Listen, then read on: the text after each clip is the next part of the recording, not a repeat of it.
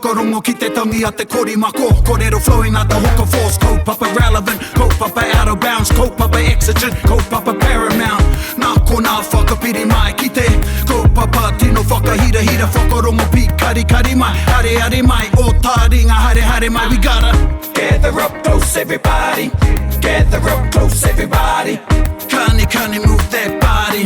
Kani move that body. E ngā wai o runga, e ngā wai o raro, e ngā wai o uta, o tai tēnā koutou, tēnā hui mai anō ki a Taringa e whakapāhoati nei ki a koutou. Anei māua ko taku hoa, ko te puaheiri, tēnā koe. Tēnā koe, tēnā koutou. Tēnā koutou katoa e te iwi, kua hoki mai ki te whakarongo ki te punua pāho o Taringa.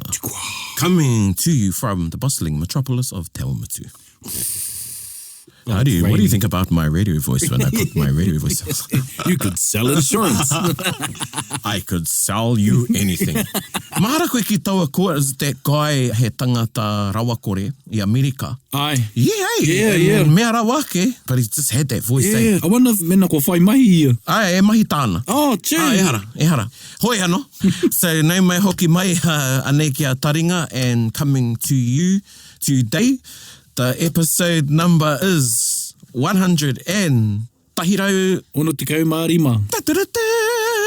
What himene number's that? Ai. I'm sure there's a himene, 165. Hanky and, not hanky, swanky. Ko wareware au, te ingoa o te tokorua, nā rāua, te nuingo ngā himene e waiatatia nei e te ao Māori. Oh. Nā rāua ngā rangi. Yeah. Nā kupa me ngā rangi. Ai. Yeah, kia ora auntie ma. Che. Go back and read about that. Hoi anō, nei me hoki mai ki a Taringa. And, e harai te mea, i pare a hau i a koe hoa a Aperahama, engari e te iwi nui tonu, he manuhiri tā māua, me ki tā tātou. Anei e pōwhiri nei i a koe te hoa e Aperahama, te rangatira, ko a rangatira rā māua, o tira te wānanga o te roa Taringa i a koe, i tō whakawātea mai i a koe, kia hara mai ki te kōrero mō tau iwi, mō Ngāti Wai. Hoi anō ko enei ngā mihi e rere nei ki a koe, tēnā koe, pēwhi ana koe. Eno, ngā mihira kia kaurua, o tira ki te hunga hakarongo, ka nui te ora. A tia ngā ua ko patapata i tēnei pito te motu i roto whangārei nei, e pai ana. Te ahua nei e ko patapata hi ana te motu i te mea whera anō i konei. Nei. I just want to say, at Karaki this morning we had I'd done a bit of an appreciation, and I just want to say I appreciate te tūreo te mitarane. Ai. I just love, kōrero koe, and we take it for granted. Yeah. Or sometimes. Yeah. And I just wanted to notice that I just loved straight into it. Yeah. Even, it's just natural. E hoi anō e hoa. E rawe ki au te rangi tō mita e. Te rangi o tō reo, te tū tō, ai. Yeah. No ere mihi ana. Aino. No reire, hoa, before we launch in ki te kōrero, ko te tūmanako, he kiwaha tāu, mā tātou i te ata nei. Ai, ia hau e noho nei e hakārua tana i nā te tini o ngā kiwaha makere noiho mai nei ngā ngutu o te tangata i tēnei pito o te motu. Ai ngari ko te tahi o ngā kiwaha, kau ke tino rongo ana i e nei rā, ko te engari koa. Kia ora. I koa ne, engari koa. Ko te Engari koa. tikanga o taua kiwaha ki kone hangarite ana ki tērā huangia nei ko te e mea ana koe. Toys. Ai. I hou ki a koe? Ai. Neat. Yeah. Engari koa. Engari koa. I like that. Yeah. Ai, ko Kia ora e hoa, engari koa. Ko te tikanga o te engari koa ka tai te tahi kōrero āhua hautonu ki o Taringa. Kau ke pēr koe e tino mohe ana pēnā e pono ana, pēhea raini te pono o taua kōrero, ko te haka utu e engari koa, ne? Kia ora. Tā pēra ana te haka mahi, ka huangia raini te ohorere ki te rongo i te tahi kōrero. Ai, mara mai nai nei. Engari koa. Engari koa. Ai. Ahua ri te pē ki te wiare, he wiare tā tainui. He wiare tā koutou? He wiare, he aiare? Te wi, Ai. Engari koa. Engari koa. Cool. Engari koa. So, menei tika ana taku whakarongo. So, if someone comes with some gossip or some etahi kōrero, and if it's not true or not, and you go, engari koa. Yeah, ki te haka Pākehā koe tēnā kōrero. Is that so? Is that right? O ahua pēra. Yeah. Yeah. Really? Aho pera, engari koa. Cool. Nā rongo koe ngā kaumātua o te kāinga nei kōrero Pākehā ana, Ai. e haka kua mai ana I roto I te reo Pākehā pērā tonu. Ai. Oh, Ai. engari koa. Ka pai. E hoa, e rawe me paku kōrero tātou mō tōu tupuranga I roto I te reo. Hea tō huarahi I roto I te reo I te me ki au. Ene, koutou o te Taitokerau, kau e pāmamai I tēnei kōrero. Engari ki au, no tētahi o ngā reo a tāhua o te Taitokerau. Ana, e harai te me whakaiti anau e tahi atu o te Taitokerau, engari, ko te tangi o tō reo, te rangi o tō reo. No rea kōrero mai, hea tō huarahi roto I te reo pewhi nei tō tupu. Ka huri ai tātou ki te kōrero mō Ngāti Wai. Ka pai. Oino, wai mari au I haka tupua mai hau I tēnei kāinga oku. Aha te aku mātua I noho I te takiwā, I te rohe o taku pāpā I roto kahungunu. Ko hau I tonoa kia hoki pēnei mai kia haka tupua I wainga nui ngā kaumātua I aku tupuna I konei I te kāinga. I waua taimara, hoino ko ngā kaumātua tonu I te kāinga e noho ana. Nā reira ātea huri pēhea, ko te reo tuatahi ka rongo e kōrero ngiana, ko te reo Māori. Kia ora. Ai, te tangi o te reo, ngā kupu, wera tu āhua katoa, ko te reo Māori e I pakari tonu te reo Māori konei waua taima, e hanga pakari tonu ana I wēneira, e rere ke haere ana. Ai. Lovely. Thank you for sharing that. E mihi ana. E mihi anau ki o mātua tūpuna. Nā rātou koe I napi, nā rātou koe I whakatupu. Ai, tēnā koe. Nō tātou katoa te waimari e. Ai. Me whakarongo pi kari. Oi anō, e hoa. Kia huri tātou ki tātou kaupapa kōrero, iwi o te wiki.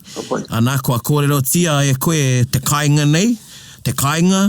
Ana, tēnā kōrero tia mai tō kāinga. Well, taku kāinga ke, ko matapauri. Haka tupua mai hau I matapauri. Ke waenga nui tonu I te rohe o Ngāti Wai. Ai, nā koe e tērā ko taku kāinga. Engari ārātu anō ngā kāinga I roto Ngāti Wai ka nui te pātata o mātou kāinga. Ia mātou e haka tupua mai ana. Taunga ke mātou te noho haere I ngā kāinga katoa I roto Ngāti Wai. Ko whangaruru, whananaki, matapauri, ngunguru, huri atu ki Aotea, ki Piki Pāria, te motu o Aotea. Kia ora, Piki Pāria. Oi, Pākiri, Omaha. Pākiri, Ai, nā koe e tera, e tau mātou tūpuna, I huangia rātou ko te Aotearoa o Ngāti Wai, me wona ko piko tanga. Kia ora. Koe a tere haka tauki te o tepehania taua kōrero. E horapa mai ana te Aotearoa mai te pēwhairangi, te motu o motu kōkako, o tirai tāpeka hoki, heke igora ki mahurangi. Kia ora. Ana, ko ngā tini ko piko tanga, ara ngā whanga, ngā nohoanga mai o ngā hapu, horapa I te Aotearoa, kei te ka angatu ki waho ki te moana, ara ki ngā motu, rārangi mautere kei waho I te moana, timata mai Aotea, I Piki Pāria, ka huri atu ki te hauturu, o Little Barrier tērā, pokohinu, haere tonu atu, ki aorangi ki tawhitirahi, tai ake ki motu kōkako, ki te Hole in the Rock, I pēwhairangi. Huangia e rā mautere ngā poito o te kupenga o toi te huatahi. Kia ora. Tēnei mea te poito ne, hei haka mānu I te kupenga, me he mea rakau he poito kei te kupenga, ka totohu te kupenga ki raro I te Rei haka ripenga ngā motura, anō nei he poito haka rewa ana I te Pēnei te whau, te whau. Tēnā koe. Koe au era ngā nohoanga mai o te iwi nei o Ngāti Wai. Kia ora. We hoa me kimi whakapapau e whai whenua e resort locations era. Ai. E hoa, I rungo au I a mahurangi. Nā, ke kōrero tau e hoa. Ko te wehenga tērā o tētahi o ngā wehenga ki te waka o Tainui? Ai, kei kona anō ngā hono ngā Ngāti Wai ki te waka o Tainui, Tata no te katoa Ngāti Wai he uri no te tupuna nei a maki nui nei. Nā whai anō. Ko whai whakapapa koe. Ko tū koe ki woko e Ka haere tau ki mata pauri bau me taku tēneti. So please. No, Just mo te wāpoto. He noho taupuhi noiho, tāpuhi noiho. A haere tonu te kōrero e hoa. Koe a tērā. A kei ko nāno waiwa hononga. Engari ko te tupuna nui o Ngāti Wai, ko Manaia. Manaia I here mai I Hawaii ki. Ta tui ho mai ki tēnei whenua. Ki Aotearoa, kahia nei ngā wāhi hakahuangia ki tāna ingoa. Huri noi te motu e tā ngā kōrero he tangata pōkai whenua tērā. O ti nei te haka tau ki mona e meana ko Manaia tūranga rau. Kia ora. E rai te haka tau ki mona I te mea e tini rau tūranga ana I runga I te whenua. E ngari e tini anano rātau I roto I te hekenga whakapapa I whakahuania ki taua ingoa ki a Manaia. He maha ngā tupuna I ingoa tia ko Manaia. Areka kararu te tangata e traina te whiriwhiri ko tehea Manaia e kōrero hia mai ana. Wetahi kōrero mona e hāngai ana ki Hawaii ki. Ko etahi no ngā haka tupuranga āhua tata nei ano ki muri. Nā koia I huangia ko Manaia tūranga rau. He tini tūranga ona I runga I te whenua, I roto hoki I te wā. I te tini o ngā tupuna I whakaingoatia mona. Kia ora. Nā re koe nei te tātai o Ngāti Wai, ko kia nei, heke mai a Manaia tūranga rau. No te hea waka a Manaia. E tā ngā kōrero I here mai a Manaia I runga I te waka o māhuhu ki te rangi. Kia ora. Ko tāna tamaiti I here mai I runga I te waka o mai kakara. E ngari te moana I waho nei, tā tāno ngā waka katoi pahure here te wāhi neki, he maha ngā tohu whenua kei te akauroa o Ngāti Wai I huangia mō tēnā waka. Ai, nā here koe ki Aotea, ana I huangia mō te waka o Aotea, kei ko nāno te punga o Tainui, kei ko nāno a Oru a Wharo, te wāhi mai te waka o Takitimu. Nā reira, ai, hanga pērana. Ai, kia ora. Hoa tāhua ngā kōrero reka. Ai, tino. Ka mutu e huri anau ki te iwi e whakarongo mai ana e hoa. I te ata nei te kōrero rāhau mo te appreciation. And I hope, and I believe that our listeners have a big appreciation for the kōrero that is shared I runga I te punua pāho nei o Taringa. Engari koutou e te iwi, and I'm sure too there are some Ngāti Wai listeners out there. And I've had people come up and share with me that they've heard one of the episodes to do with their iwi and it's inspired them to go home. Nō reira, e te iwi e whakarongo mai ana. Mehe Ngāti Wai koutou. Tō koutou, tō tātou wai mari I tō koutou huanga. E tuku nei I etahi kōrero. I etahi kōrero, and that's what we always say ne hoa. Yeah, he timo nō nei ngā kōrero. Timo, you got to go home for the full hakari. Yeah. You know, the banquet, you get the tables with these little trestles in the middle. Yeah. Nō reira, e hoa e mihi ana. Nō reira, ko whakahua tia Aotea, Takitimu, Māhuhu ki te rangi, Tainui. Te ahua nei te rohera tō kāinga me ngā poito o te kupenga toi te huatahi, me te ākauroa me ona ko piko-pikonga. He wāhi I tau nui ai ngā tūpuna I tōna wā. Koia tēnei ko te huarahi matua e tae te tangata mai runga kia tae mai ki te peo whairangi, me pahure I te rohe o Ngāti Wai. Kia ora. Nā reira te moana I waho nei, te hoe ngā waka o ngā tupuna mai rāno. Kia ora. Rangatika o te motu I taitai ake ki Waitangi, pahure mai rātou te ākaura o Ngāti Wai. A heke ngāke o ngā puhi ki runga I te motu, ka pahure mai a Ngāti Wai.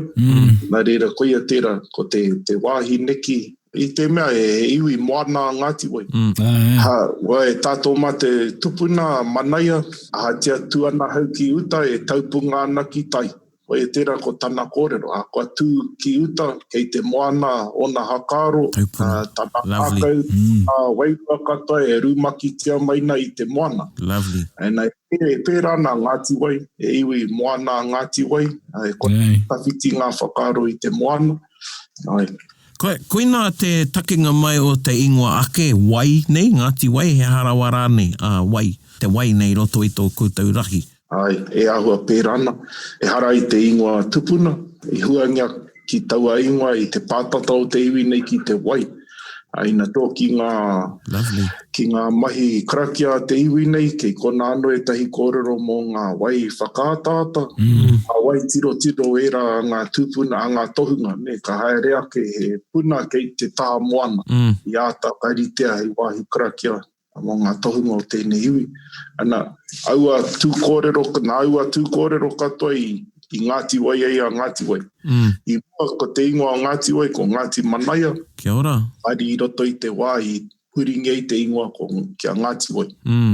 He rawe kia, you'd appreciate this, te puaheri. Te āhua o te noho motuhake o ngā iwi o roto o te Taitokerau. Me o rātau ake mana. Pēnei a Ngāti Wai nei, me tahi anō ngā iwi kua whai wāhi mai. Engari kāre parea te taukaia, te taurawhiri, kia ngāpui. Me ona torotoronga I te Taitokerau. E tahi wā, ko te are whana tērā I roto e te ruma.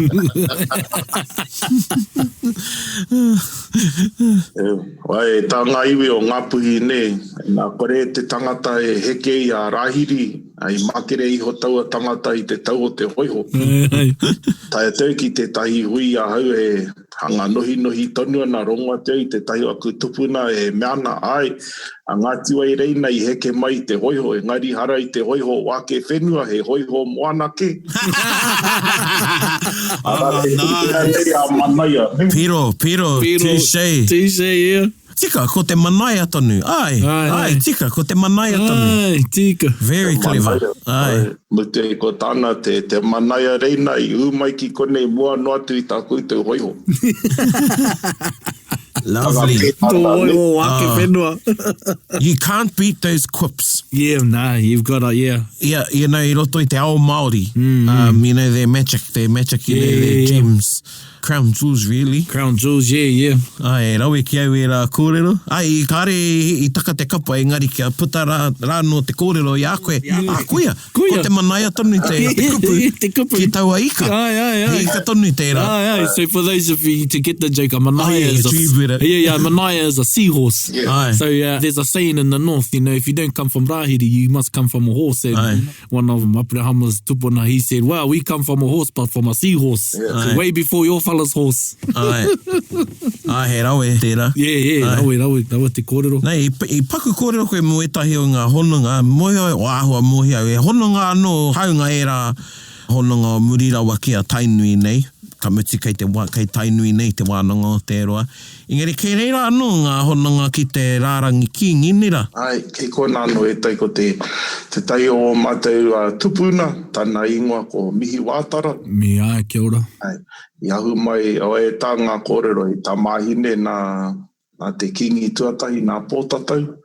Ana kei kone e tāpuke ngana I tanua ki kone I roto Ngāti Wai. Moi e tana ranga, tana tāne mutunga no kone no Ngāti Wai.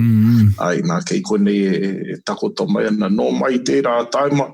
Taua hapu I roto Ngāti Wai kua whakawhirina ki atu ki te kingitanga, kua heke atu ki ngā koroneihana, te kawe atu I ngā tākoha ki te koroneihana. Are rai kei kona anō hoki taua hononga nui. Kia ora. Rawe.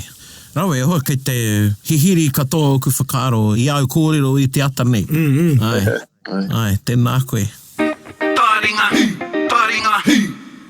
Nō reira, I kōrero tia ngā tūtohu moana, ara ngā mautere, hea rā etahi o ngā tūtohu whenua, ngā maunga o uta, e mara mai etahi ao, ai, kei te mohi au I nāne.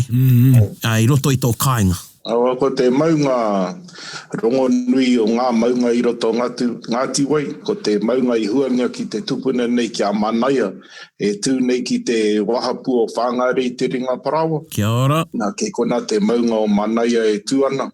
Tā ngā kōrero, I kona te tupuna nei a Manaia e noho ana, Wow. puta I tai ake te tahi rangatira no roto mai o Ngāti Awa. Ana I te mea I kone ano Ngāti Awa e noho ana I aua taima. Ko te ingoa o taua rangatira ko Paiko, ka noho tahi a Paiko kia Manaia, kia ako ina ngā karakia me ngā mātauranga I pupuri I a Manaia.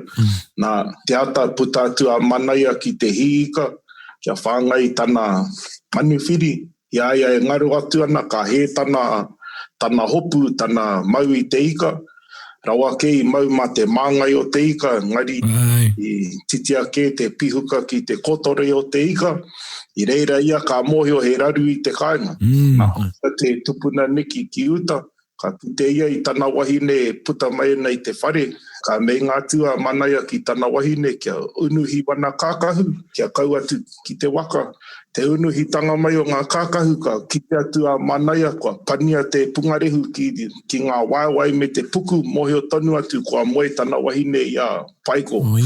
Nā reira ka pakaru mai te riri, te oti ngāke, kake katoa rātou ki runga I te maunga, ana ka tuku atu Manaia I wana karakia e whakakohatu I a Paiko, ka whakahoki a Paiko I aua karakia ano I te mea I ako ai nā hoki a Paiko ki aua karakia, nā Manaia tonu I a ako, ka whakahoki a karakia ka whakatoka katoa rātou runga I te tihi o taua maunga nā kei kona tonu e tuana. Nā here mai koe ki te Taitokerau, haka whiti mai koe I te hurihanga, Brent Irwin, a ngā tuto. Te hurihanga.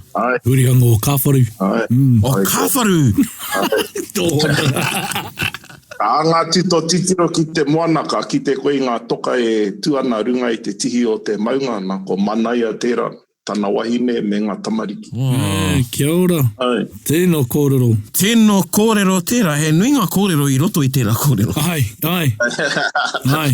Me te hea te kōrero mo te whauhok, ne? Ana. Ko wareware au te kupu Māori ki tērā. Engare he tohu te tohu me ana. E hara. E hara, he tohu kino ki te Māori. E tā ngā kōrero I nā pērā tō mau I te ika, e haka e ke ngana tō wahine te tahi atu. Kia ora. Tika, me hoki wawe koe ki te kainga. E me ana te kōrero, ko Manaia he tangata rere I te rangi? E tupu nano tērā. A Manaia e hara, a Manaia hoino e tangata haere moana, tārai waka, no hara ia I te tangata rere I te rangi. E tupu nano tērā, no kone no te hapu o te waiariki. Tana ingoa ko te Mawe.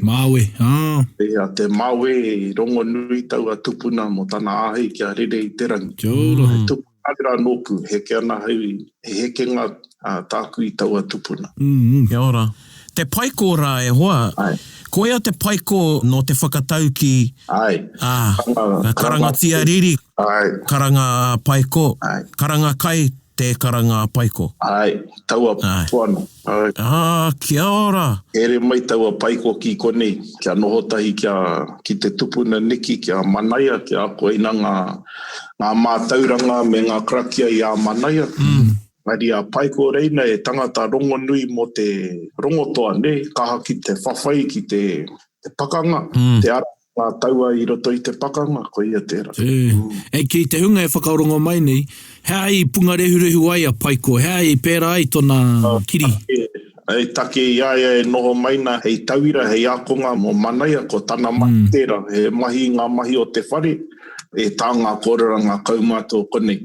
Ngā mahi o te whare, he tahu I ngā te tunu kai, e ratu mo mahi ko ia tērā ko te mahi a te tangata nei, ia e noho maina hei akonga mo Manaia. Nā I reira, te kite ngātu o Manaia e kua pania te tinana o tana wahine ki te pungarehu, moe o tonu atu kua moe tana wahine. Ko moe a te tauira, ka pai. That wasn't setting a very good example. It wasn't. But on this morning, I think. On this morning, ko whiti mai te rai, ko ea. Te awa koe e ua ana aua.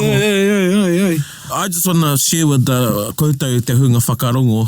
I just had an epiphany there because the first time I've ever heard anybody talking about Paiko. And koe nei tētahi o nā whakatau ki e mohi ana au. mai rāno, I think nā te whare hui ahau I whakaako ki tēnei whakatauki. I had heard he's from Ngāti Awa koina. Yeah. Engari, ka rea nau kia rongo I tētai āta kōrero ana mo tēnei tipuna. No reira, tēnā koe Aperahama I ngā kōrero nei mo te pai ko. Kua tangata I nai nei. Ko tangata, ko whai kōrero ia. Koia. Yeah. And me te kōrero mō Manaia. I nei, ko piki au I taua maunga. Che. Oh, what a pickinga too. Wow. Actually, I think I'd be okay to pick you up there now. Yeah. A few months ago, no, but he tētahi pikinga ko tērā, engari, ātāhua.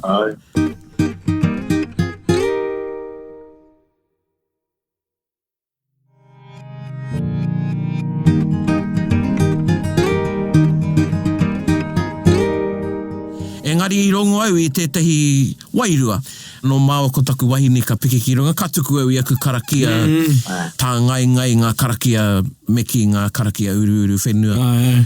Ia mau I reira, ngari kāreu I mōhio, hea te takenga mai o te ingoa Manaia, me rāhuatanga. Ka muti I reira hoki ia. Engari, hoa, ki tau I te maungara, ano nei ko e te hio ngā maunga I Hawaii, I Hawaiki. Tino rite nei, koina I ngā wā ka tai au ki whāngarei, koina ka kotahi aku whakaaro ki Hawaii, e te hio ngā maunga o reira, tino rite nei ki ngā pai maunga. Ngā te me ko te hanga toka o te wahira. Me te moana. Te hora o te moana. Yeah, I'm getting a bit kōtiti, but the Taitokerau is one of my favourite holiday destinations. Everything's up there. Everything's up there. You know, there's some other places I won't say because ka pāma mai e tai iwi, but they're overrated. Me hoki mai tāta ki te kaupapa. Wāhi tūrihi nea. I te hihi kia kōrero koe motu kōkako. Ai, pono. Yeah, te kōrero. Hea o kōrero mō motu kōkako? Yeah. Heno ko motu kōkako rā hoki he nohoanga no ngā tupuna I mua, ne? Hako te nohi o taua motu, ia ta noho ngā tupuna ki taua motu. Te taenga mai o Manaia ki tēnei whenua, kaue maia e tai one e tā ngā kōrero. Maia e tai one pū mai Hawaiki, ne? Rawa kei, whakaingia kia tari maia I ngā haneina, I ngā haka pako ko atua mai Hawaiki, ka kohi kei I ngā one mai raro iho, ka tari mai ki kone.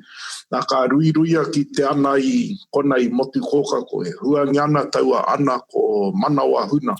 Kia ora. Ka ruirui ngāti ngā one ki kona. Nā he wāhi tapua no tērā kia Ngāti Wai.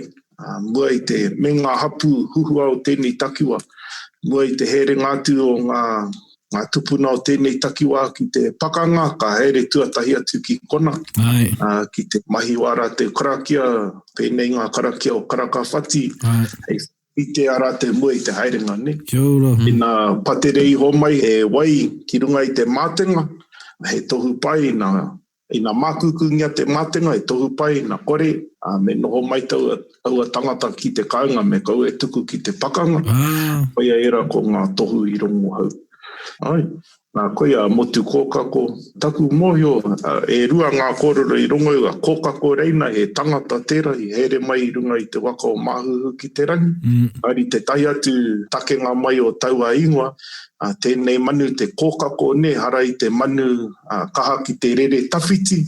E nā poroporo here koe I ngā rahu, mehe mea te kōkako kua mau ki te kōraha, ka poroporo here koe I ngā rākau, kore te kōkako e puta.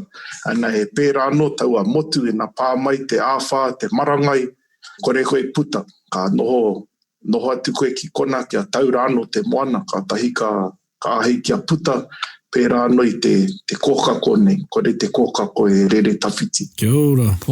Kei roto te ko rongo rāu I te motu kōkako I tētahi o ngā tauparapara I konei. Ne? Kei roto hoki he tauparapara tā mate, ko rongo au I ngā iwi, aku whanaunga o te kawe rau a maki e kawe ana I taua tauparapara anō. Ana mo ngā tai, ka pāki motu kōkako. Koia. Hea te mea o kone, hea te mea o tanui. Ko taku pāpa ko Uncle Sunny te mea kaha ki te tauparaparara. āhua rite tētahi o aku, engari kāre I roto te moti kōkako. Yeah. Te tautara ki moti kōkako āhua pērā ngā kupu. Pērā hoki te whakaara, te patere a Manaia nea. E pērā puana. Ai tau parapara ne kororana mō ngā, tā Ngāti Wai e kororana mō ngā mana o tēnei takiwa. O tira mō te hakahua ana I etahi o ngā kaitiaki o kone. Kia ora. Ai pēnei a tū te mahurangi. E ingoa no tēnā mo te manu nei mo tū kai aia. Ko te tū kai aia hoina he kai aia tonu. Ngāri koe tērā ko te tahi o ngā kaitiaki nui o Ngāti Wai. Ngā taimo mua ka arahi taua manu I a Ngāti Wai ki te pakanga. Ki te rongo te iwi, te tangi o te kai aia, ko mōhio, ka hore tino tawhiti atu a Ngāti Wai. Ko Ngāti Wai haere.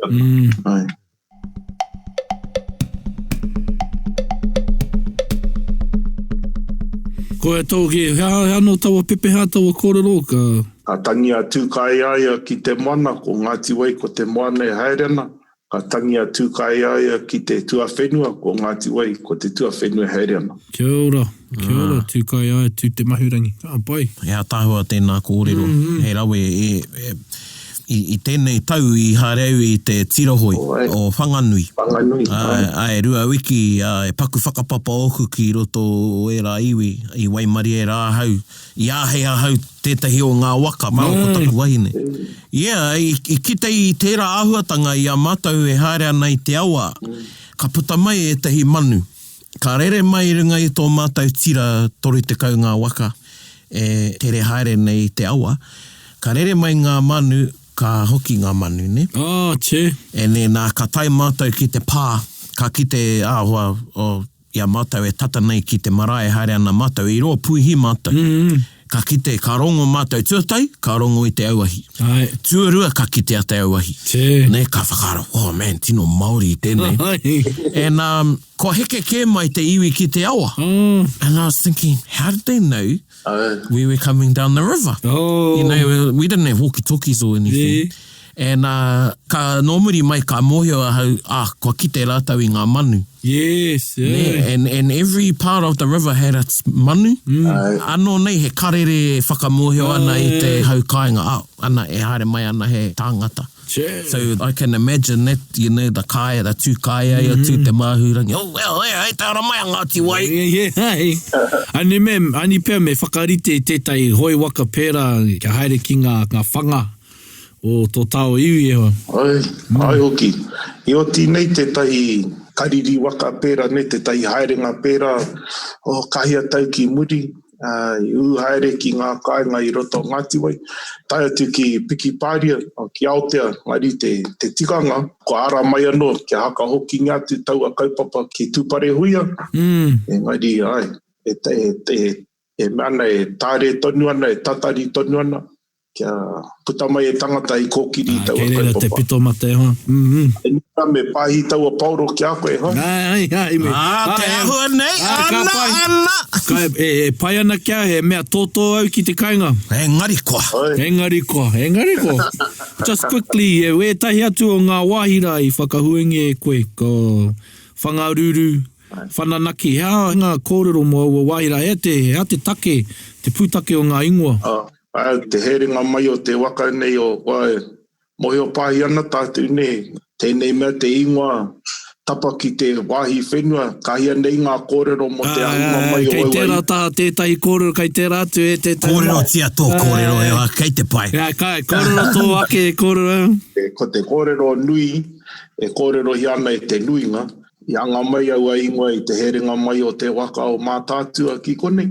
Ka hakinga mai a puhi te waka ka here mai, ka taiki waho mai o whangare I kona manaia e noho ana, ka haka tūpato atu ia puhi mā, ka mea tu kia tūpato ki ngā tai e haruru nei, nā ka ingoa tia taua kāinga ko tai haruru. Haere tonu atu ki hei a puhi mā I taunga ki te wāhi neki, ana rawa ke rātau I mōhio ki ngā puna wai, I te mate wai rātau. Nā ka tohu atu a puhi ki wana tāngata kia ngūmuru I te waitai, hei haka mākuku I te korokoro. Ka ingoa tia taua kāinga ko ngūmuru, ka wehe rua ngā tangata runga i te waka, ko etahi here ma te whenua, ko etahi ūtonu ki te waka. Ngā mei here ma te whenua, nā te tupuna nei, nā tāne atua rātau i arahi.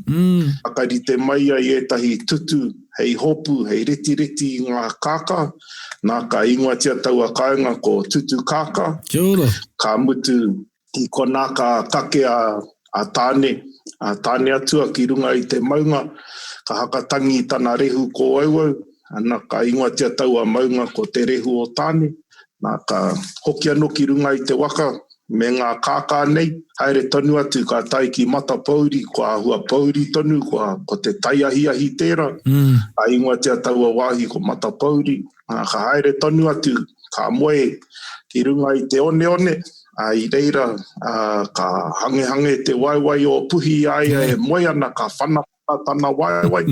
Nā ka ingoatia taua wāhi ko te whana o te nanakia. Hea te hange? Whananaki. I te roa koe noho ana ne, ka tūake e hange ana tō waiwai. Ai, hange, ai. E rere ki ana ki te, ai ko te hange me te mata nguru ne, mata. Ai. Hange is throbbing, cramp. Eira ka whana ia i tana waiwai, nā ka ingoatia ko te whana o te nanakia. Kia ora. Aere tonu atu ka au ki whangaruru i te kaha marino o taua wāhi, whakaruru hau, a ingoatia ko whangaruru. E tāu etahi te kaha turi o ngā ruru, ngā kaukau i te pō. Whangaruru. Ko ia hoki whangaruru. Ai. Choice. Haere tonu atu ka ngaro atu ki roto o ngāpuhi. Ai. Kia ora. He kiwa hau pēr tērā. Ai. Whananaki, nei? When you're giving someone heaps, when they're a bit of a cheeky fella and you start giving them heaps and they can't take it, so you say, I'm just whananaki, bro. Yes, Kei te whananaki au koe. Whananoa nei, te nanakia nei. Kei te whananaki au. Me whakarongo pi kari. E hoa, tāhua katoa nā kōrero. E hoi anō kua tatata tō tātou waka ki tōna pai i tēnei wā. Engari i mua o te ngātu o te waka kiuta, tēnā kōrero tia mai o tūmanako mo te anamata, te ao pōpō o tō rahi o Ngāti Wai. Eno ko te manako nui ki a Ngāti Wai tonu, a Ngāti Wai roto i ngā tau e tūnei. Rawe. Kia ora. Te i tātou nei roto i te wā ko hakarere i ngātu etahi, i ngā tuāhuatanga e tohu ai rātau, Oino he Ngāti Wai rātau, he ahake, ko te mita o te reo, ko te hono ngāke ki te kāinga, me ngā rawa o te kāinga, me ngā kōrero, era tuāhua katoa. Oia tērā, kia puritia tonu a Ngāti Wai ki au āhuatanga, ki ngā taera e tohu ai te tangata he Ngāti Wai. Kia ora, beautiful. Ai. Kāre ko atu, kāre ko mai, e rā kupu e hoa. E rongo ana i taku taha Ngāti Wai, me hoke ana ki ngā o tonga. Ai, hoki. Kia puna ruku rānei, aino. Ai. E mihi ana e hoa, mohi o māua e tangata puku mahi koe. Ko te tangata puku mahi ka whakamahi e te iwi. Nō reira, ngā manaakitanga nui ki a koe me ngā mihi nui ki a koe. Ana o tira e tō waitia nā aku mihi ki o tupuna. Nā rātou koe i whakatupu, i mori roto i ngā kōrero tuku iho. Anei e tukua tonu nei e koe, hei oranga mō ngā whakareanga o nāia nei a hareake nei. Nō reira, tēnā rā wātu koe. Hoi nora ka miha tura ki a kaurua, e nei haka pau ngā kaha a kaurua, te kokohi haere nei, e nei pito kōrero, a te hanga pāki waha e tahi o ngā kōrero neki e paiana. Kia ke hopua maina e tahi manatunga mō ngā uri e anga maiana. Reira ka miha tura ki a kaurua, me tēnei kaupapa haka hirahira. Nā reira koia, ngā mihi. Tēnā koe hoa. E hara i te mei te panau i a koe engari. He waiata tau mō, he kinaki mo tō kōrero? No. Nā, tētai, nā e paina kia tukana mai kia mātai tētai rikuatatanga. Ai, kapai, ai. Yeah. Ai, no roto i te iwi o he harawa rānei. Kei kone anō e tani. Ai, koe... O imera ki a te puahiri. Ai. Ai, mā koe tono ati. Ai, pai. Kia ora e hoa, e tēnā rawa atu koe. Hei tōna wā, ne? Ai. Hei te raumatu peka atu ai au ki tō tātou kaingana. Ai, here mai. Yeah, ka peka atu kia koe I mua I taku haere ki rāwhiti. Ka pai e hoa, kia ora. Papai. Hei kona, pā. Man, mato toru pai te kōrero ai. Ai, kare pirangi kia mutu. Ai. Ai. Piki pārea e hoa mā. Ai. Big barrier. Ai, piki pārea, ai. Piki pārea. O tuku mea wā, sa he piki. Yeah. And then he said little barrier. Aotea, ai. Yeah, Aotearoa, ai. Yeah, it's touching hearing those reo for me because koina te reo aku tupuna, matua tupuna, aku karani, I can remember my elders speaking like that. And it's always nice to hear someone like the likes of Aperahama Pono. speaking in that way. Koia. It's a native tone. Ana, kuia hoki, kuina, e harau I te Ngāti Wai, e harau I te Taitokerau. Engari haunga te tangi o te reo, te rangi o te reo, te tūreo. E rakupu katoa, ko te wairu o te reo. Te wairua o te reo, ai. Koina hoki tāku I rongo ai. Koina hoki, yeah. Ana mai taku, rua noa nei o māua tūtakihanga, engari taku tūtakihanga tuatahitanga ki aia. Yeah. Koina te wairu I rango nei, e mautonu ana tērā wairu. Ai. Yeah, tika. O reira, ai, piki wai mari, ana wai mari I paupau tētai aho I kōrewa tētai aho. Kia ora. Yeah, so there's lots to take away in e kōrero E te iwi, and you know, I roto I te nuingo a kōrero I te reo, and I'm going to say it, that's what you miss out on when you can't speak Māori. Pono. And yeah. And even to like translate, it sort of takes away the sheen. Yeah, the sheen. I like that, the sheen. Of it. It does, the magic. The magic, The glimmer. yeah. Like when we were joking there about the Manaia, I know it's like when someone tells you a cool joke. Yeah. And then they said this, and then everyone's thinking, oh yeah, what's so funny about that? And you've got to explain it, and so it took the juice out of it. But hoi not, you know, I remember that one. I put that one in my pocket. Yeah. And another thing that changes your view, the dynamics of the North. Ana. You know, it takes away... The dynamics of the North. The dynamics of the North. It breaks down the barriers that you create, like, this is one iwi, and actually you're starting to see the beauty, and even the amounts of lineage linking the likes of Ngāti Wai to other waka. And it's true, he says it was a highway of the time. It was a highway for people to get to the Bay of Islands and for the North to get down, because one, it was the eastern side, so it was the easiest side to traverse or to circumnavigate. Kia ora. And two, it was part of one. Yeah. Well, and the people were going, well, it's not a highway now. Well, that's because highway we drive cars. Yeah, we're on the state highways now. Yeah. We're on the state highways. But I do encourage you, if you haven't, next time you are travelling up ki te Taitokerau, take a little, is it even a detour? It's a small detour. Yeah. It's a scenic route. Think of it as something that's meant to happen. Yeah. Go for it. Don't worry about the destination. Yeah, koina. It's the journey. Yeah. And go for Haereki Matapauri. Yeah. I've never been there. Same. Well, not for years, since we were kids. Well, I may have been there, but I can't remember going there. And, you know, he rite tonu tana pōwhiri au, me taku muio he rite tonu te haere a māki ki reira. Yeah. Engari, kua tai au ki e tahi atu o ngā wāhi ki tērā tai moana. Yeah.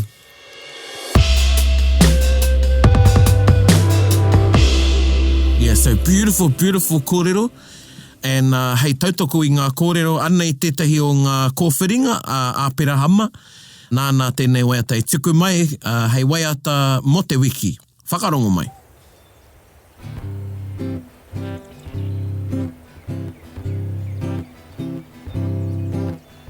Ka titiro atu au ki te re me he kapua hei whakamahara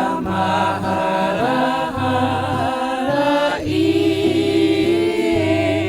nei rā. E kua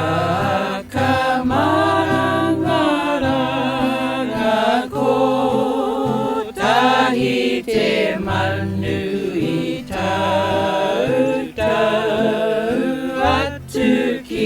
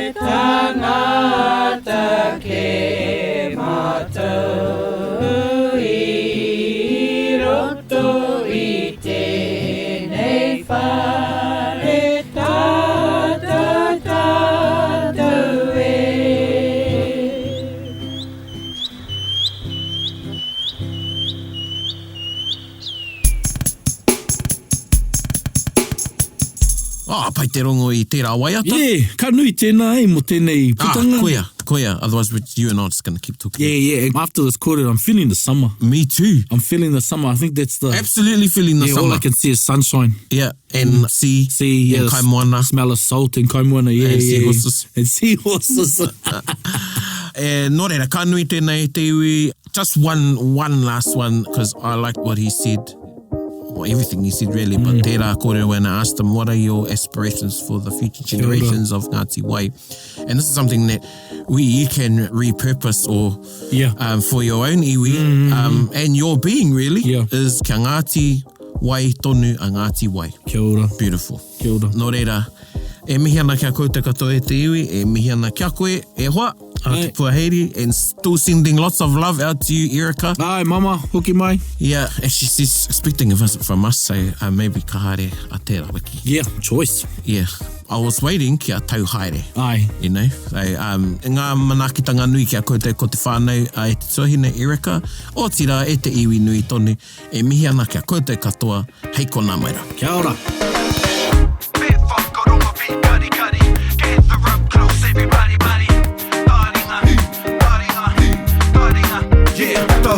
Ki o, whakarongo ki te tangi a te kori mako. Kōrero flowing out the hook of force. Kaupapa relevant, kaupapa out of bounds. Kaupapa exigent, kaupapa paramount. Nā kona whakapiri mai ki te kaupapa tino whakahira whakarongo pi kari mai. Hare mai, o Taringa hare mai. We gotta gather up close everybody. Gather up close everybody. Kani move that body. Kani move that body. Taringa. He mea tuku nā te wānanga o Aotearoa, nā te māngai pāho I tautoko. To listen to more episodes, search for us on your podcast app and subscribe. Taringa, whakarongo mai.